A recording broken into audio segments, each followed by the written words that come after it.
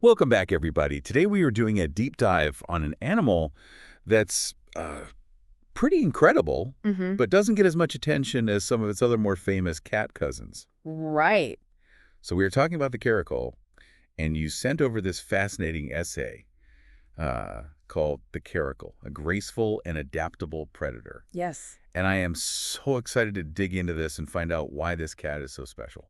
Yeah, it's a great pick. I mean, caracals are really fascinating, and they are definitely overlooked. Yeah. And even just starting with the name, you can already start to see why they are so unique. Okay, I'm intrigued. Tell me more about this name. Like, what's the story behind caracal? Well, so it actually comes from the Turkish word karakulak, which means black ear. Ah, nice. And those ears are really one of the things that make them stand out. They have these long pointed ears with these incredible black tufts on the top. Right. And they can be like almost 5 centimeters long, these tufts. Wow. So it really gives them this like alert, almost regal look, I can just picture them now, like with those sleek black ears Yeah. against that kind of reddish-brown coat I've seen in pictures. Right. They must be magnificent to see in person. Oh, absolutely. And that coat isn't just for looks.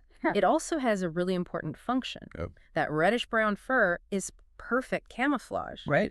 It lets the caracal blend in with the dappled light in their environment, with the shadows and the sunlight filtering through. Very cool. But even more than the coat, you really start to see what makes them a predator when you look at their build. Yeah, I was about to say, they've got those long legs and those sharp claws. Mhm. I mean, you can just tell they're built for action. Exactly. They are incredibly strong and agile. Wow. And one of the things they're most famous for is their jumping ability. Okay. Like, you wouldn't believe how high these cats can jump. Really? Oh, yeah. They can jump vertically up to 3 meters.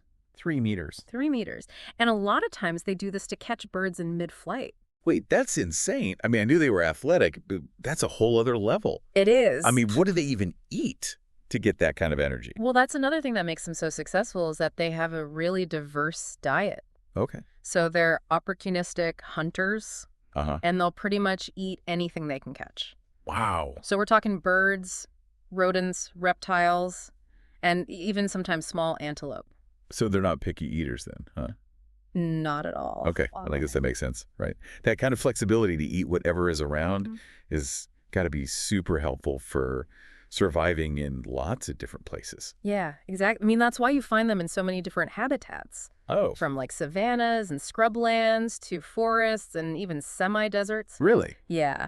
And here's another cool thing. They can survive for a long time without drinking any water. Oh, wow. They get most of the moisture they need from their prey.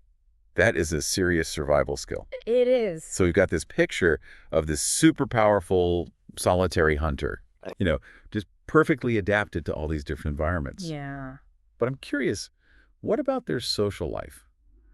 Are they lone wolves or are they more social? Yeah, so they're definitely more on the solitary side. Right. Very territorial. And they'll mark their territory with scent and with a variety of vocalizations. Like what kind of sounds? They'll growl, hiss, and they even meow sometimes. Wow. But most of their activities at night, So they were like little ninjas of the night. pretty much. It's amazing how they've made such a successful life for themselves out in the wild. Yeah, it's pretty incredible. It's also fascinating to think about how long humans have known about caracals. Oh, yeah, for sure. I mean, they were even depicted in ancient Egyptian art, Mm-hmm. which I've always found really cool, and I've always wondered about that. Like, what was the relationship there? Yeah, well, the ancient Egyptians definitely had a fascination with caracals. I mean, they weren't just in artwork. There's evidence that they were actually kept as pets. Really? And even trained for hunting, similar to how cheetahs were used. Wow. So, like, imagine having a caracal as your hunting buddy. Yeah, that's a pretty wild thought. It really is. It kind of makes you wonder about how smart they are Mm-hmm.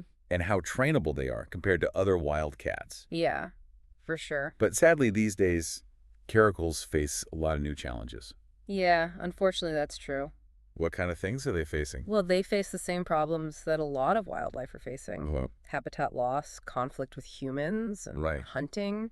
Sometimes they're seen as a threat to livestock, which leads to conflict with farmers. That's tough. It is. It's a good reminder that we have to work hard to protect all species, Absolutely. even the ones that aren't considered endangered yet. Yeah, I mean, protecting the caracal means protecting the whole ecosystem, Right. all the plants and animals that live alongside it. That makes sense. Thankfully, right now, the caracal is listed as least concern by the IUCN. Okay. So that means their populations are relatively stable. Oh, good. I'm glad to hear that.